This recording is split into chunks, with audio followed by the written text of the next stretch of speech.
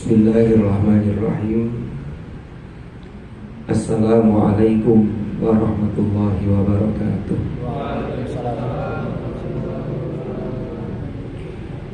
Alhamdulillahi rabbil alamin. Wabihi nasta'in ala umurid dunya waddin. Wassalatu wassalamu ala ashrafil anbiya'i wal mursalin Sayyidina Muhammadin wa ala alihi wa sahbihi ajma'in. Amma ba'd. Yang saya hormati Ketua Umum Kerukunan Mahasiswa Balangan Malang, yaitu Mas Muhammad Rijal Ilmi. Yang saya hormati para pengurus Orda KMPM ya, khususnya Ketua Panitia dan juga seluruhnya yang sudah menyiapkan acara ini, sehingga kita bisa melaksanakan acara pada malam hari ini dalam rangka peringatan Maulidur Rasul Sallallahu Alaihi Wasallam. Yang saya hormati para tamu undangan dari orda-orda di Kalimantan, dari orda-orda Kalimantan Selatan ya, para hadirin dan hadirat mahasiswa Kerukunan Mahasiswa Balangan Malang, baik yang sedang menempuh kuliah strata 1, strata 2 dan juga S3. Mudah-mudahan majelis ilmu ini benar-benar mendapatkan ridha Allah dan menjadi majelis ilmu yang nafi'an mubarakan fid dini wa dunya wal akhirah. Para hadirin dan hadirat rahimakumullah, puji syukur kita haturkan kehadirat Allah Subhanahu wa taala, di mana kita bisa bersilaturahim, berkumpul, bermuajahah di majelis ini. Mudah-mudahan ini adalah satu simbol kelak kita dikumpulkan oleh Allah di surganya, amin ya rabbal alamin. Dan hari ini saya hadir di komunitas panjenengan di Kerukunan Mahasiswa Balangan Malang. Mudah-mudahan nanti suatu saat bisa bersilaturahim ke Kalimantan Selatan. Karena saya menginjakkan bumi Kalimantan itu baru sekali di tahun 2012. Waktu itu di daerah Balongan di Kalimantan Timur ya, Kalimantan Timur. Kalimantan Timur. Salawat dan salam semoga tetap terlimpah curahkan kepada junjungan kita Nabi besar Muhammad sallallahu alaihi wasallam, yang malam ini kita peringati Maulidur Rasul. Mudah-mudahan kelak kita betul-betul mendapatkan syafaat Rasulullah sallallahu alaihi wasallam. Saya meneruskan apa yang disampaikan oleh Ketua Umum tadi. Monggo, jadi sambil dimakan boleh. Insya Allah ini tidak ada yang puasa kan? Ya. Saya khawatirnya kalau perantauan dari Kalimantan ke Malang, karena saking rajinnya, saking sergapnya untuk menuntut ilmu, sampai disupport dengan puasa di malam hari. Jadi monggo sambil diicipi. Saya juga ada di depan saya, cuman nggak mungkin tangan saya satunya pegang mic lalu satunya sambil makan anggur. Itu kan sesuatu hal yang mustahil. Itu di luar dulu loh kata teman-teman. Maka dari itu saya pending dulu, nanti kalau udah habis insya Allah ada kertas bungkus ya. Para hadirin dan hadirat rahimakumullah, bersyukur sekali dan berbahagia saya bisa bertemu calon-calon pemimpin masa depan. Kalau tadi saya tanya kepada Ketua Umum, itu yang di situ foto bupatinya. Oh bukan, itu Ketua Umumnya, bupati yang di depan. Maka saya berharap ada di antara panjenengan atau Ketua Umum mungkin yang hari ini dipajang di sana, nanti sekian tahun lagi fotonya juga ada yang di depan sana. Karena panjenengan ini, saya mohon maaf ya campur bahasa Jawa ya. Jadi kalau bahasa Jawa itu panjenengan itu levelnya itu halus. Saya menghormati sampean-sampean panjenengan semua karena luar biasa. Sudah jauh-jauh dari Kalimantan. Saya kira dari Kalimantan ke sini tidak ada yang naik Grab. Karena tidak ngatasi. Ya minimal itu perjalanan laut, minimal ya. Tapi yang banyak insya Allah perjalanan udara. Jadi menapaktilasi apa yang dilakukan oleh Superman.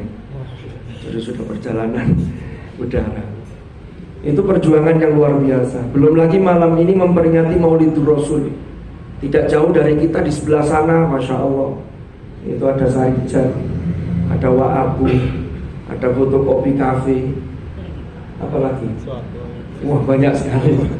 Ini dengan ini malam minggu, tapi menyempatkan hadir di majelis ini untuk Maulidur Rasul. Padahal di sana kafe-kafe itu saya lihat nggak ada satupun yang kemudian tadi baca Maulid Al-Habsyi, itu nggak ada di sana. Yang ada itu duduk berduaan, lalu diskusi entah apa yang didiskusikan, ya begitu. Sampai terlihat asap di mana-mana. Di sini juga ada asap, tapi isinya adalah dupa yang insya Allah wangi dan barokah. Para hadirin dan hadirat rahimakumullah. Jadi sambil santai mawon, dimakan boleh, monggo. Jangan khawatir saya kepingin, saya sudah pesan kertas bungkus kok, jadi nggak usah khawatir. Kemarin beberapa hari yang lalu ketika saya diwapri oleh ketua umum ini, Mas, panggilannya Ilmi apa Rijal? Di kalau di asrama Ilmi, kalau di kampus Rijal. Kalau di sini Ilmi, di kampus Rijal. Ini berarti dua hal yang luar biasa. Rijal itu tokoh, Ilmi itu terkait dengan keilmuan. Jadi tokoh kalau rujukan keilmuan, insya Allah mudah-mudahan di masa yang akan datang ya beliau ini. Yang dengan tidak menafikan yang lain maksudnya. Karena tadi saya tanya, ternyata kan saya ini temannya beliau di UIN. Jadi dari sekian mahasiswa yang dari Kalimantan Selatan atau yang dari Balangan khususnya, ini yang ternyata yang kuliah di UIN, yang UI yang negeri itu hanya beliau. Yang lain yang banyak di UM plus M, berarti UMM. Ada yang di UM, ada yang di Unisma, ada juga yang di UB. Tapi ala kulli hal, kita di sini disatukan dalam satu komunitas yang bernama Kerukunan Mahasiswa Balangan Malang. Ini KMBM ini sudah lebih dulu daripada program MBKM. Kalau MBKM kan baru dicetuskan pada waktunya Menteri Nadiem Makarim ya. Ya, MBKM. Apa MBKM? Merdeka Belajar Kampus Merdeka. Jadi panjenengannya sudah lebih dulu. Jadi KMBM ini luar biasa, Merdeka Belajar, karena jauh-jauh meninggalkan tanah kelahiran, lalu berhijrah ke sini, lalu nanti akan kembali ke masyarakat dan membangun masyarakat Balangan. Karena sampai-sampai ini sesuai dengan disiplin ilmu masing-masing, itu betul-betul dibutuhkan oleh masyarakat di Kabupaten Balangan. Saya beberapa hari yang lalu ketika WA beliau tanya, ini temanya apa? Ternyata jawabannya itu temanya Maulid Nabi atau barokah memperingati Maulid. Ternyata pas saya datang tadi kaget, ini kok panjang sekali temanya. Ya. Jadi temanya ini, kalau yang ditulis di backdrop ini, di background ini, menyulam kearifan. Ada alat sulamnya. Sudah siap. Jadi menyulam kearifan, menggali ajaran Nabi Muhammad sallallahu alaihi wasallam. Duh kok nolah-nolah ini. Dalam pendidikan dan ilmu pengetahuan untuk membangun generasi pemimpin berkarakter. Masya Allah. Ini tema yang sangat panjang dan sangat melelahkan. Sebagaimana panjenengan semua belajar di kota Malang ini, mudah-mudahan lelahnya betul-betul menjadi lillah. Sebelum masuk ke tema ini sedikit cerita. Dulu pada masa Rasulullah Sallallahu Alaihi Wasallam itu ada orang yang namanya Ka'ab bin Zuhair. Ka'ab bin Zuhair itu anaknya Zuhair bin Abi Salma. Zuhair bin Abi Salma itu adalah penyair, ahli sastra, ahli syair pada masa jahiliyah. Anaknya juga menjadi seorang penyair. Ka'ab ini pinter bikin syair. Dia punya saudara namanya Budair bin Zuhair. Itu juga pinter menggubah syair, puisi. Singkat cerita, yang namanya Budair, saudaranya siapa tadi? Ka'ab, saudaranya Ka'ab, anaknya Zuhair. Itu ternyata Budair itu sudah tertarik untuk mengikuti ajaran yang didakwahkan oleh baginda Rasulullah Sallallahu Alaihi Wasallam. Akhirnya Budair ini sudah masuk Islam. Lah yang Ka'ab itu belum masuk Islam. Dia justru malah membuat syair-syair yang isinya itu mengolok-olok Rasulullah, sekaligus berisi permusuhan terhadap Rasulullah dan ajaran yang dibawa oleh Nabi Muhammad sallallahu alaihi wasallam. Akhirnya karena permusuhan melalui syair-syairnya itu sudah parah, para sahabat-sahabat bertanya ke Rasulullah, "Ya Rasulullah, boleh enggak Ka'ab ini kalau kami cari lalu nanti kami beri hukuman?" Jawab Rasulullah, "Ya silakan, karena ini sudah keterlaluan." Akhirnya Budair yang saudaranya tadi, yang sudah duluan masuk Islam, mendengar informasi itu. Dia ini menginformasikan kepada saudaranya, "Hei Ka'ab, hati-hati, sahabat-sahabatnya Muhammad itu mencari engkau karena engkau sudah keterlaluan." Nah terus mau ngapain? Tidak tahu, pokoknya sampai mau dihukum, entah mau dibunuh, entah apa, wallahu a'lam. Pokoknya kamu keterlaluan. Akhirnya Ka'ab ini mikir, waduh, sahabat-sahabatnya Rasulullah ada di antaranya Umar ibnul Khattab. Umar ibnul Khattab itu orang yang sangat tegas. Bahkan kalau kita lihat di film Omar itu, ketika Ramadan pernah diputar, dan di YouTube juga ada, itu kan Umar itu ketika masuk Islam, maka dia tidak lagi disembunyikan, padahal ketika itu Islam masih minoritas ketika berada di Makkah. Umar mengatakan, "Saya sudah mengikuti Muhammad, siapa yang mau menghalangi saya akan saya tebas lehernya." Orang-orang tidak berani. Karena masuk Islamnya Umar itu termasuk barokahnya dan diijabahnya doa Rasulullah sallallahu alaihi wasallam. Rasulullah itu berdoa kepada Allah, "Ya Allah, muliakanlah agama ini, junjunglah agama ini dengan salah satu dari dua Umar. Satunya Umar ibnul Khattab, satunya Amr bin Hisham, yaitu Abu Jahal." Ternyata yang masuk Islam Umar ibnul Khattab. Sehingga di sini Islam menjadi lebih kuat dibanding sebelum Umar masuk Islam. Nah, kembali ke kisah tadi. Ini sudah periode, ini kembali ke cerita Ka'ab tadi itu. Lalu kemudian Ka'ab ini mikir, waduh, ini kalau yang nyari saya ini Umar, saya keder juga ini, ngeri juga ini, takut. Akhirnya Ka'ab ini secara sembunyi-sembunyi menemui Rasulullah sallallahu alaihi wasallam. Dia menutup dirinya, tidak kelihatan, dia masuk sampai berada di hadapan Rasulullah sallallahu alaihi wasallam. Lalu Ka'ab ini tanya begini, "Ya Muhammad, apakah engkau pernah mendengar orang yang bernama Ka'ab bin Zuhair?" "Iya." "Apakah sahabat-sahabatmu engkau izinkan untuk membunuh Ka'ab bin Zuhair?" "Iya." Waduh, kok beneran nih ternyata. Lalu Ka'ab tanya begini kepada Nabi Muhammad, "Seandainya Ka'ab itu datang kepada engkau, menghadap kepada engkau, lalu minta maaf kepada engkau, apakah engkau tetap memberikan hukuman ataukah engkau akan memaafkan?" Apa jawab Rasulullah?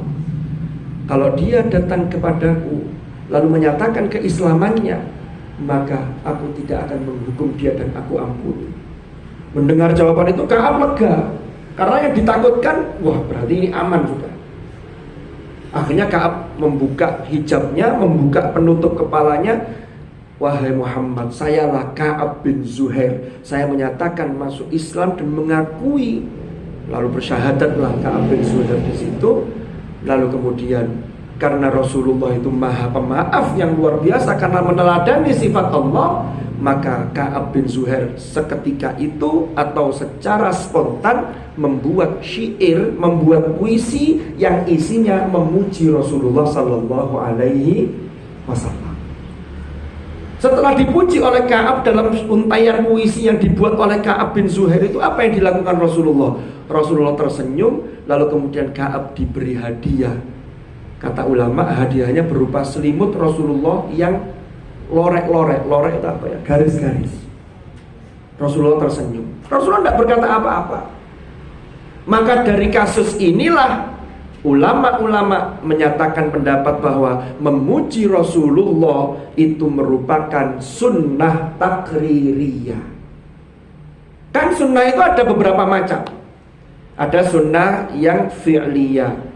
Ketika Rasulullah perintah, "Sallu kama ra'aitumuni usolli." Salatlah kalian sebagaimana aku salat. Prakteknya seperti apa? Diikuti para sahabat. Ada yang sunnah itu sifatnya qauliyah. Rasulullah bersabda, innamal a'malu binniyat. Maka ini hadis sifatnya qauli. Ada sunnah yang takririah. Rasulullah menetapkan itu dengan cara apa? Rasulullah tidak melarang, justru memberi hadiah. Maka ini satu isyarat bahwa Rasulullah itu meridhoi dan membolehkan. Maka memuji Rasulullah termasuk kita membaca maulid, entah maulid al-Habsyi, entah maulid ad-Dibai, entah maulid Simtud Duror, Barzanji, itu semua adalah sunnah takririyah. Jadi kalau ada yang ngomong mengatakan bahwa oh itu tidak pernah dilakukan Rasulullah, maulid itu bid'ah, sesuatu yang baru yang tidak pernah dilakukan Rasulullah.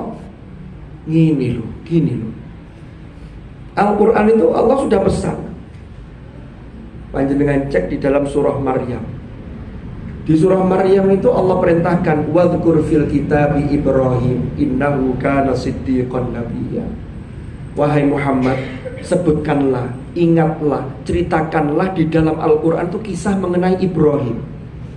Innahu kana siddiqan nabiyya. Allah memuji Nabi Ibrahim dengan siddiqan nabiyya. Nabi Ibrahim itu punya sifat siddiq, sekaligus Nabi Ibrahim itu adalah seorang nabi. Loh, ini Nabi Muhammad suruh menceritakan untuk apa? Agar umat Rasulullah ini meneladani apa yang dilakukan Nabi Ibrahim. Bisa difahami? Belum lagi ada ayat yang lain, wadhkur fil kitabi Musa. Ini adalah perintah untuk mengingat. La maulidur Rasul sallallahu alaihi wasallam, kita mengingat kembali bagaimana sih sirah nabawiyah, perjalanan hidup Nabi itu seperti apa. Lalu mana yang bisa kita teladani sesuai dengan konteks kita masing-masing. Karena akhlak Rasulullah itu paripurna dalam segala hal. Dalam rumah tangga. Ini kan yang sudah S2, S3 kan sudah berumah tangga. Kalau yang S1 mungkin belum.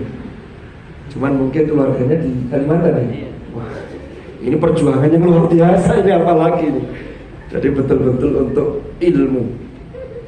Masya Allah. Yang S1 belum berkeluarga, tapi saya yakin punya keluarga. Karena walaupun belum berkeluarga, kalau tidak punya keluarga tidak jelas asal usulnya. Jadi semuanya punya keluarga. Nah ini semua Rasulullah itu teladannya ada. Bagaimana memperlakukan pasangan beliau, bagaimana memperlakukan putri beliau. Lalu kepada sahabatnya, etika berteman. Bagaimana Rasulullah itu memandang orang-orang yang belajar kepada beliau, itu disebut dengan sahabat, bukan disebut dengan murid. Itu kan menunjukkan sosok yang egaliter. Rasulullah itu memang dihormati oleh para sahabat karena memang luar biasa. Dan Allah sendiri yang menyatakan memberi syahadah rabbaniyah. Syahadah rabbaniyah itu apa? Ini persaksian langsung dari Allah, wa innaka la'ala khuluqin azim. Sesungguhnya engkau Muhammad betul-betul berada di atas budi pekerti yang agung. Bahkan kalau kita lihat dalam Al-Quran yang tadi dibaca oleh ketua umum tadi, di Maulid tadi, surah At-Taubah ayat 128. Kita semua sudah hafal. A'udzubillahi minasyaitonirrajim. Laqad ja'akum rasulun min anfusikum azizun 'alaihi ma 'anittum harisun 'alaikum bil mu'minina raufur rahim. Saya ingin fokus ke endingnya dulu, ke penghujung ayat dulu. Rasulullah itu disifati Allah bil mu'minin, terhadap orang-orang mukmin. Rasulullah itu bersifat rauf, yang kedua rahim. Tafsirul Jalalain, Imam Jalaluddin As-Suyuti, ini tafsir yang sangat populer, itu menafsirkan rauf itu apa? Rauf itu syadidur rahmah, banget atau sangat kasih sayang kepada orang-orang mukmin. Rahim itu punya satu harapan agar orang-orang mukmin itu selalu menjadi lebih baik. Kalau kita lihat, apakah Rasulullah hanya punya dua sifat itu? Enggak, banyak sekali. Tapi Allah Subhanahu wa ta'ala itu melabelkan sifat yang aslinya milik Allah, diberikan kepada makhluknya. Ini berarti kan yang luar biasa. Cuman dalam konteks pemahaman kita tetap berbeda antara ketika disandang oleh makhluk dan ketika disandang oleh Al-Khaliq, yaitu Allah Subhanahu wa ta'ala. Rauf dan Rahim itu bisa disandang makhluk. Contohnya apa? Ketika Allah memuji Rasulullah, bil mu'minina raufur rahim. Tapi kalau Ar-Rahman tidak bisa disandang oleh makhluk. Jadi kalau ada orang namanya Ahmad Rahman, tidak pas. Tapi kalau Abdur Rahman, tidak ada masalah. Karena ada penyandaran, ada idhofah. Hamba yang maha penyayang, yang kasih sayang itu tanpa batas. Itu Ar-Rahman. Loh, kalau kita lihat, kan itu adalah sifat-sifat Allah yang sifatul af'al yang ada dalam Al-Asma'ul Husna. Itu Rasulullah, hanya Rasulullah itu yang disebut dengan dua sifat, Rauf dan Rahim. Kita lihat yang lain. Nabi Ibrahim itu hanya oleh Allah disebut satu sifat saja. Inna Ibrahim la awwahun halim. Inna Ibrahim la halimun awwahum munib. Halim. Yang kemudian sifat halim ini dilabelkan juga kepada putra Nabi Ibrahim yang namanya Nabi Ismail. Dalam surah As-Saffat Allah berfirman, fabasyarnahu bigulamin halim. Itu Nabi Ismail. Halim itu orang yang punya sifat yang santun, orang yang punya akhlak yang baik, sehingga dia bisa menempatkan ketika dengan teman, ketika dengan orang yang lebih tua, ketika dengan yang lebih muda, ketika menghadapi orang yang level ilmunya lebih, ketika menghadapi orang yang bawahnya, tidak pernah meremehkan siapapun. Jadi betul-betul bisa menempatkan diri. Itu Halim. Nabi Ishak diberi sifat juga, wabasyaruhu bihulamin alim. Itu pakai ain. Alim itu cerdas, pinter, mengetahui, wawasannya luas. Itu Nabi Ishak. Tapi bukan berarti berarti Nabi Ismail tidak patah pinter, hanya halim. Enggak, ini sifat yang dominan yang disebut itu. Ismail ya luar biasa. Kan begitu. Makanya termasuk dalam surah Maryam tadi, wadhkur fil kitabi Ismail innahu kana shadiqal wa'di wa kana rasulan nabiyya. Para hadirin dan hadirat kerukunan mahasiswa Balangan Malang yang mudah-mudahan dimuliakan oleh Allah Subhanahu wa ta'ala. Nah sekarang pertanyaan besarnya adalah bagaimana caranya agar kita ini bisa meneladani akhlak Rasulullah, dan kenapa Rasulullah ini bisa berakhlak sampai seperti itu. Ini yang jadi pertanyaan besar. Ternyata kalau kita gali, jawabannya adalah ilmu. Makanya kalau ada ungkapan dahulukan akhlak daripada ilmu, itu harus kita luruskan. Maksudnya begini, orang itu akan dapat berakhlak dengan baik kalau dia mengetahui, kalau dia punya ilmu. Ilmu itu kan dari alima ya'lam, ya kan? Saya ketemu dengan Mas Rijali Ilmi, umpamanya contoh. Saya ketemu ya biasa saja, karena saya belum tahu kalau ternyata beliau ini ketua umum kerukunan mahasiswa Balangan. Begitu saya tahu, ini jabatan yang prestisius, kan luar biasa ini. Apalagi surbannya ini sudah luar biasa, ini surban minimalis ini. Shell minimalis. Maka saya ketika tahu bahwa Mas Rijali Ilmi ini, ketua ini, maka saya harus memposisikan beliau sebagai ketua. Kalau ketika di kampus saya tidak tahu kalau ketua, ya saya anggap konco, teman, biasa kan begitu. Lalu ternyata kalau ketua, ya kan harus ditempatkan sesuai dengan tempatnya. Berarti apa? Munculnya akhlak karena saya tahu kalau dia adalah ketua. Atau sampai ketemu seorang kiai, atau ini waliullah guru ijai, ya tuan guru sekumpul. Kita semua yang tahu itu melihat fotonya saja sudah luar biasa, karena kita tahu beliau. Tapi orang-orang yang tidak tahu, seumpama, ya mesti akan menganggap, ini foto siapa? Kan begitu aja, karena tidak punya ilmunya, maka akhlaknya tidak muncul. Tapi kalau Anda sudah punya ilmu, maka yang dikedepankan itu akhlaknya, jangan ilmunya. Ini terkait dengan di masyarakat. Umpama, Saya tidak tahu kondisi masyarakat Balangan itu secara umum seperti apa. Tetapi ketika sampai menghadapi masyarakat, walaupun sampai sarjana, panjenengan sarjana S1, S2 dan S3, tapi ketika di masyarakat, maka pendekatannya adalah akhlak dulu. Jangan kemudian turung-turung, wah enggak benar ini, oh begini. Masuk dulu. Maka itulah dahulukan akhlak daripada ilmu. Tapi akhlak munculnya dari mana? Dari ilmu. Jadi muternya begitu. Makanya terkait dengan kewajiban menuntut ilmu, karena ilmu itu nanti endingnya level yang lebih tinggi lagi. Kan Rasulullah itu tugasnya adalah huwallazi ba'atsa fil ummiyina rasulan minhum yatlu 'alaihim ayati wa yuzakkihim wa yu'allimuhumul kitaba wal hikmah. Yu'allimuhum alkitab wal hikmah. Jadi ilmu itu tidak hanya sekedar ilmu untuk diketahui, tapi untuk dilaksanakan.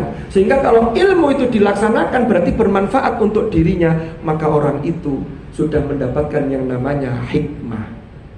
Levelnya lebih tinggi. Kalau hikmah sudah didapatkan, maka endingnya adalah rasa khasyah. Dia semakin takut kepada Allah. Kalau orang semakin takut kepada Allah, dia akan melakukan pelanggaran terhadap aturan Tuhan. Mikir sekian kali, oh ini dosa, ini boleh, ini tidak boleh, ini sunnah dilakukan, kan begitu.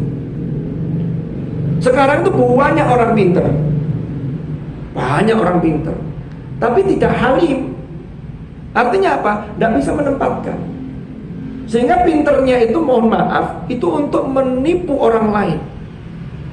Banyak yang begitu. Kenapa? Karena landasannya tidak ada. Sehingga ilmunya bukan meneladani sifat-sifat Allah yang maha mulia, tapi justru malah menyalahi itu. Na'udzubillah.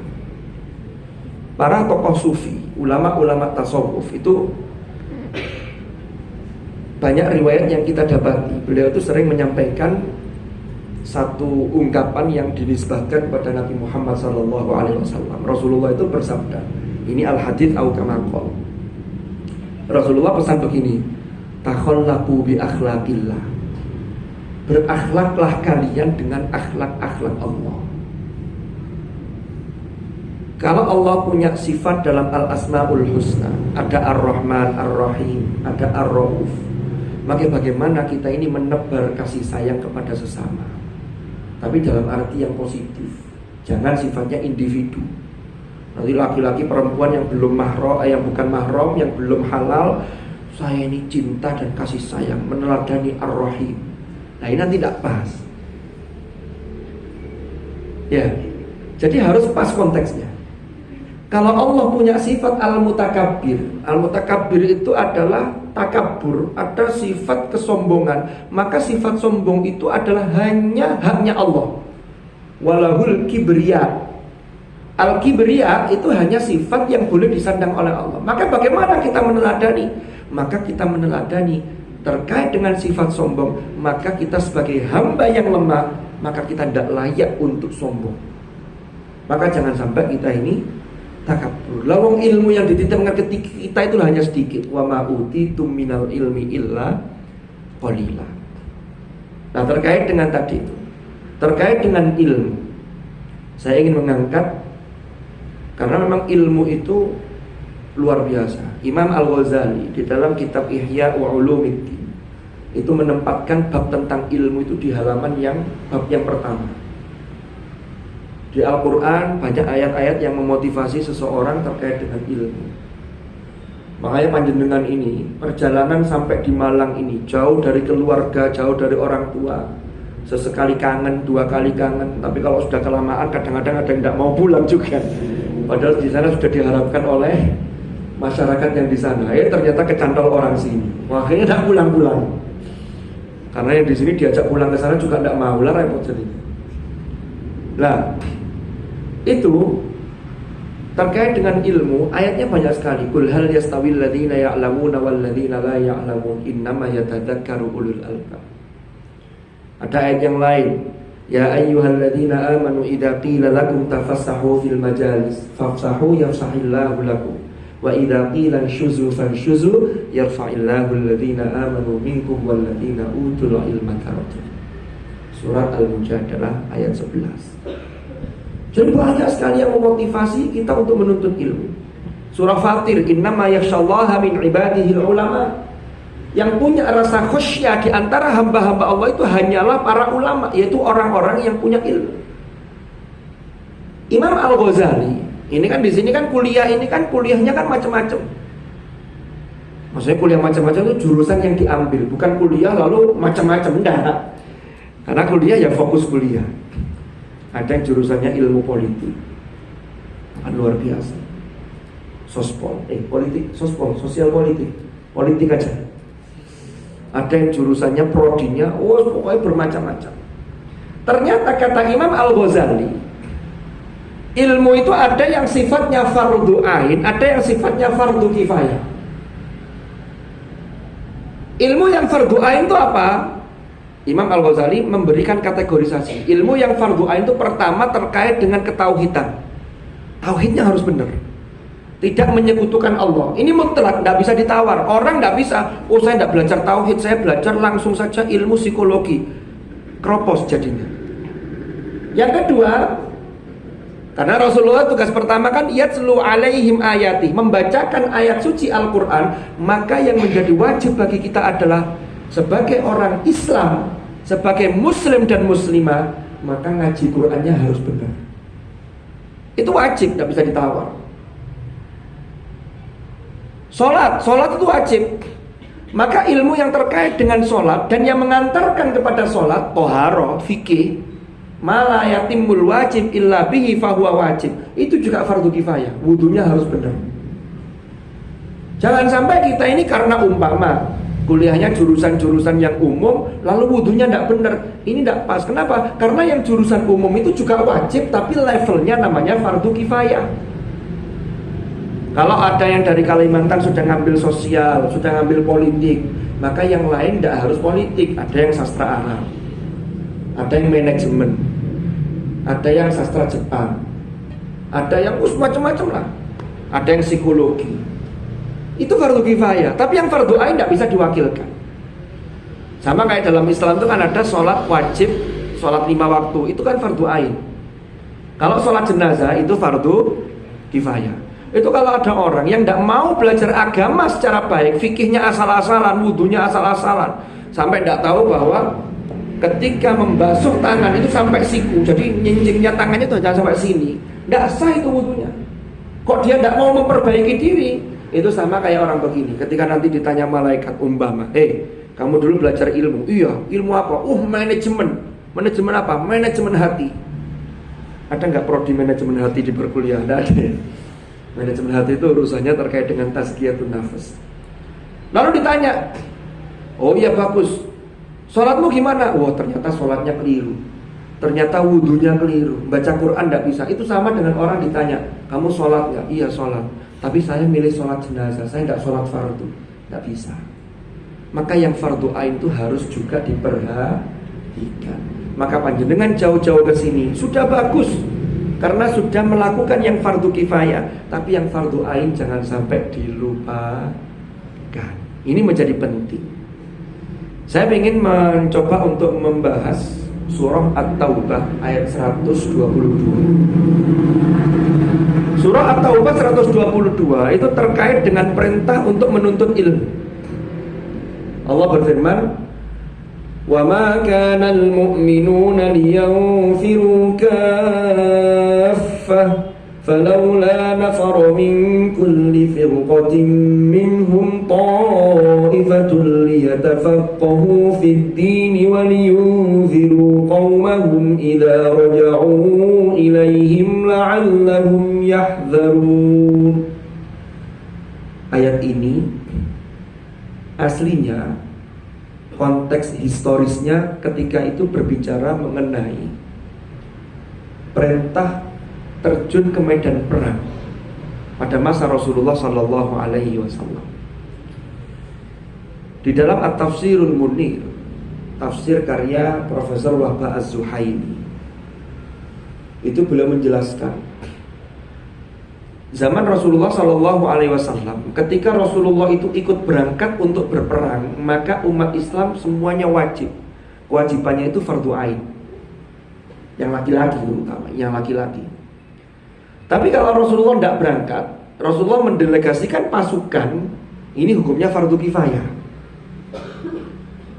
Tapi ketika Rasulullah tidak berangkat, yang hukumnya berangkat perang ini fardu kifayah, tapi ternyata tidak semuanya harus berangkat, harus ada yang tetap tinggal. Untuk apa? Liyatafaqahu fiddin, untuk memperdalam agama. Jadi kalau ketika itu konteksnya, yang perang, kalau perang kan tidak sempat belajar. Nanti yang tinggal, yang tidak ikut perang, itu belajar kepada Rasulullah, memperdalam agama, sehingga nanti bisa, kalau orang Jawa itu bilang itu gedok tular. Gedok tular itu menyampaikan ke yang lain ketika yang perang ini sudah kembali. Maka disampaikan, waliyudhiru qaumahum idza raja'u ilaihi. Itu kalau konteks ketika turunnya ayat itu. Kalau ayat ini kita kontekstualisasikan hari ini, itu maknanya bisa begini. Panjenengan yang berada di Kabupaten Balangan. Balangan apa Balangan? Balangan ya. Kalau orang Jawa kan biasanya B itu kasih M depannya. Balangan, Jombang kan begitu. Kalau Kalimantan enggak ya? Sesuai. Yang dari Balangan, jangan semuanya itu hanya di sana, enggak kemana-mana. Harus ada yang keluar untuk apa? Liyatafaqahu fiddin. Di Malang ini kan sesungguhnya, kalau kita mau media-media untuk menambah keilmuan, baik ilmu yang sifatnya fardu ain, kalau yang fardu kifayah itu sudah kita dapatkan di bangku-bangku kuliah. Tinggal bagaimana kita ini mengupgrade diri kita untuk mau membaca lebih banyak, berdiskusi lebih banyak dengan orang-orang yang memang sudah dikaruniai oleh Allah futuh terkait dengan ilmu itu. Jadi pemahamannya sudah terbuka, sehingga tidak salah paham lagi. Karena kalau diskusinya tidak ada yang mengarahkan, podo-podo karone diskusi lalu bikin kesepakatan yang ternyata itu keliru. Oh ini maksudnya begini, oh iya setuju saya. Karena soal ilmu bukan soal setuju dan tidak setuju. Kan ilmu itu kan berkembang melalui penelitian oleh para pakar, lalu menghasilkan teori ini dan seterusnya. Inilah kemudian ilmu itu berkembang. Lah kita tuh belajar di Malang ini, sama yang dari Kalimantan, dari Balangan atau dari daerah-daerah lain di Kalimantan itu datang ke Malang untuk apa? Untuk menggali ilmu. Kenapa? Karena mumpung masih ada kesempatan. Yang S1 kita tidak pernah tahu apakah kita ini kesempatan kita bisa lanjut S3. Planning mungkin ada, tapi tidak jarang yang kemudian ternyata setelah 4 tahun ada satu hal, dua hal yang mengharuskan kita harus pulang. Masyarakat butuh kita, ya kan? Kita kembali ke masyarakat. Masyarakat yang dibangun pertama kali apa? Itu adalah dari sisi pendekatan akhlaknya, loh kan begitu? Makanya pengajian-pengajian yang isinya terkait dengan tazkiyatun nafas, itu nanti harapannya buahnya itu adalah akhlak. Lanjenengan ini kalau pas di Malang, ini manfaatkan waktu sebaik-baiknya. Saya masih ingat salah satu kata-kata mutiara dari Imam Abdullah Al-Haddad, Abdullah bin Alwi Al-Haddad, yang sahib Rotibul Haddad dan juga Al-Wirdul Latif, yang menyusun Rotib Al-Haddad itu. Beliau seorang waliullah di Tarim, ya Hadramaut di Yaman itu. Beliau ini punya mohon maaf, mata beliau ini tidak bisa melihat, tapi setiap malam itu beliau berkeliling di kota Tarim untuk melaksanakan sholat sunnah di masjid di kota Tarim itu. Beliau termasuk min auliyaillah. Apa kata beliau? Idza balaghal fata 20 aman wa a'jazahul fakharu fala fakhar. Kalau ada seorang pemuda yang sudah mencapai usia 20-an tahun, 20-an tahun itu ya 20, 21, ya kira-kira sampai 29. Kan sampai-sampai ini ketika lulus SMA sebelum berangkat ke Malang itu kan usia kira-kira 17-18 ya. Kalau di Malang kuliah 4 tahun, itu kan berarti sampai pada usia 20 aman. Pesannya Imam Abdullah Al-Haddad itu begini, kalau ada orang yang sudah berusia sekitar itu, wa a'jazahul fakhor, dia ini dilemahkan oleh kebanggaan. Artinya apa? Dia tidak punya apa yang dia banggakan. Ditanya ilmu agama, tidak tahu. Ditanya materi terkait dengan keilmuan di perkuliahan sesuai dengan prodinya setengah-setengah, skill pas-pasan. Itu nanti kata Imam Abdul Al-Haddad, wa a'jazahul fakhoru fala fakhoro, nanti akan sulit dicari kelebihan kalau sudah melewati usia 20-an tahun. Makanya harus kalian persiapkan betul-betul. Saya 29, hampir 30. Tapi jangan terlalu percaya, karena tidak semua yang lo dengar itu benar. Ya 29,5. Itu saja kadang-kadang sudah betul-betul menyesal. Iya, kenapa kok dulu saya tidak serius ketika saya dulu belajar di pesantren? Kenapa kok saya dulu tidak belajar ini? Kenapa saya dulu tidak begini? Tapi penyesalan itu ada di akhir. Kalau di depan namanya pendaftaran.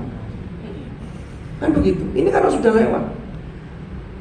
Panjenengan semua datang di Malang ini. Di Malang ini banyak hal yang bisa kita manfaatkan. Kok ternyata, mohon maaf, saya tidak mencurigai, tidak suudzon, tapi ternyata waktu kita habis ketika di Malang ini dengan bersibuk ria dengan gadget kita.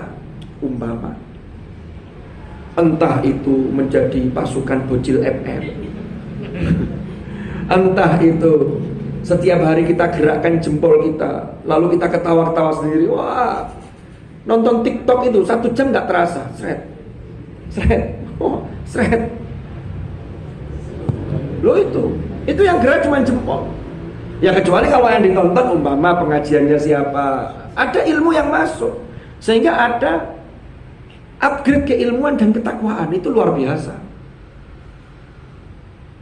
Jadi sekarang ini kan semuanya sudah terbuka. Jadi kita ini terserah mau ngapain dengan alat yang namanya gadget ini. Tinggal waktu kita itu, apakah kita ini hanya untuk senang-senang, menghabiskan waktu kita tanpa terasa, ataukah gadget itu kita gunakan untuk mengupgrade keilmuan kita. Pilihan ada di tangan panjenengan semua. Yang nanti ketika pulang, pesannya Al-Quran tadi kan, orang itu kalau sudah belajar, itu ketika pulang, maka yang harus dilakukan apa? Liyatafaqahu fiddin waliyunziru qaumahu, untuk memberi peringatan kepada kaumnya, untuk mengajarkan apa yang sudah kalian pelajari ketika berada di Malang. La'allahum yahdharun, agar mereka ini berhati-hati, karena hidup itu harus serba hati-hati. Makanya takwa itu kan menyimpan kehati-hatian. Umar ibnul Khattab itu pernah ditanya, takwa itu bagaimana? Saya lupa, Umar ibnul Khattab atau Ali bin Abi Thalib, yang ketika ditanya takwa itu apa? Apa kata beliau? Takwa itu saya ibaratkan ketika saya berjalan, saya tidak tahu di mana ada duri, yang jelas di sini informasinya banyak duri, lalu saya berjalan berhati-hati. Itulah takwa. Kita kuliah itu juga harus dilandasi ketakwaan. Caranya apa? Itu tadi, upgrade keilmuan, betul-betul hati-hati. Karena nanti ketika sampai pulang ke masyarakat, kita tidak pernah tahu amanah apa yang akan diberikan oleh Allah kepada kita untuk masyarakat kita. Kalau kita tidak punya apa-apa, lalu tiba-tiba di masyarakat kita diminta untuk membimbing masyarakat, waduh, masa alasan harus setiap hari? Maaf, saya tidak bisa, hari ini saya sibuk. Kan tidak masuk akal. Padahal justru Rasulullah sudah berpesan, khairun nas anfa'uhum linnas, sebaik-baik manusia yang paling bisa memberikan manfaat kepada manusia yang lain. Maka saya yakin di antara panjenengan ini banyak yang punya prestasi.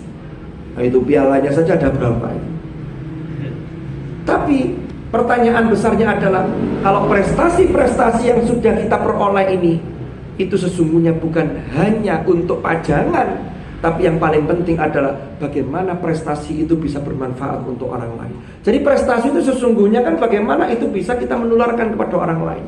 Karena semakin banyak prestasi yang kita miliki, kita semakin punya banyak modal untuk berbagi kepada yang lain. Maka disinilah pentingnya mengupgrade keilmuan. Nah, laki-laki kalau menuntut ilmunya itu tepat, apalagi panjenengan ini perjalanannya jauh. Rasulullah sudah dawuh dalam hadisnya, Rasulullah bersabda, man salaka tariqan yaltamisu fihi ilman sahalallahu lahu bihi tariqan ilal jannah. Barang siapa yang menempuh satu jalan. Ini maknanya ada yang memaknai menempuh satu jalan itu bisa terkait dengan jarak. Kalau dari sisi jarak, panjenengan sudah memenuhi syarat. Ada yang memahami tidak hanya dari jaraknya, tapi man salaka tariqan yaltamisu fihi ilman itu bagaimana keseriusan kita dalam menuntut ilmu. Sudahkah dalam waktu 24 jam itu kita lebih banyak tersibukkan dengan ilmu dan takwa, ataukah sebaliknya? Ini yang bisa menjawab kita sendiri-sendiri. Karena manusia itu paling tahu tentang dirinya sendiri, walaupun dia mengemukakan 1001 alasan. Kan dalam tubuh kita ini satu-satunya organ yang tidak bisa berbohong itu adalah hati. Tapi makna hati di situ abstrak.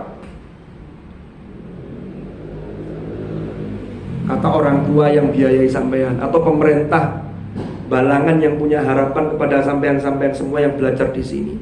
Apakah di Malang belajarnya sungguh-sungguh? Alhamdulillah Bapak, kami sungguh-sungguh belajarnya.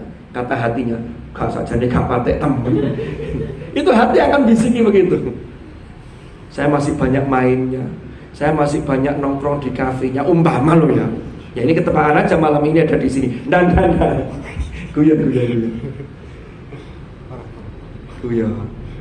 Ya ini introspeksi aja, kita kembali ke diri kita masing-masing. Nah, kembali ke meneladani akhlak-akhlak Allah, itu ternyata tidak lain adalah dengan ilmu. Imam Syafi'i juga berpesan, hayatul fata wallahi bil ilmi wat tuqa idza lam yakuna la'tibara lidzatihi. Kehidupan seorang pemuda itu harus dihiasi dengan dua hal, ilmu dan ketakwaan. Kalau dua hal itu tidak ada, maka wujud keberadaannya dan eksistensinya tidak dianggap di muka bumi. Makanya Imam Syafi'i itu pesan lagi itu, tafaqqah qabla an taras. Perdalamlah ilmu, termasuk ilmu agama, sebelum kalian ini menjadi pemimpin, sebelum jadi bupati, sebelum jadi ketua RT. Kenapa? Idza ra'asta fala sabila ila tafaqquh. Kalau kalian sudah dianggap tokoh di masyarakat, maka peluang untuk mengupgrade diri bukan berarti tertutup, enggak, tapi semakin mengecil dan semakin sulit. Makanya kalau ada tokoh masyarakat lalu ketika membaca doa keliru, itu orang mau mengingatkan tuh bingung. Saya pernah dengar ada orang yang sudah dianggap tokoh masyarakat, lalu berdoa, Allahumma hawwin alaina fi syakaratil maut. Lapo kok pakai shin, padahal mestinya hanya pakai sin. Wajahat sakratul mauti bil haq. Lalu dibesarkan pakai shin. Ini kan keliru, maknanya jadi berubah. Tapi orang coba, kira-kira ada nggak yang berani mengingatkan? Angel, sulit. Diingatkan takut tersinggung, tidak diingatkan sudah kadung jadi tokoh. Ya kan begitu. Makanya mumpung belum jadi tokoh, upgrade lah keilmuan dan ketakwaan itu dengan sebaik-baiknya. Ada lagi yang sambutan. Ini kesalahan yang sering muncul. Saya tidak tahu di sini apa dan ada apa enggak. Alhamdulillah, wabihi nasta'in, wa ala umurid dunya waddin. Lapo, kenapa kok dikasih wawu lagi? Mestinya kan wabihi nasta'in langsung ala umurid dunya waddin. Tidak usah wawu lagi. Karena kalau ada wawunya lagi, maknanya nanti jadi rancu. Wabihi nasta'in, dan kepada Allah kami meminta pertolongan.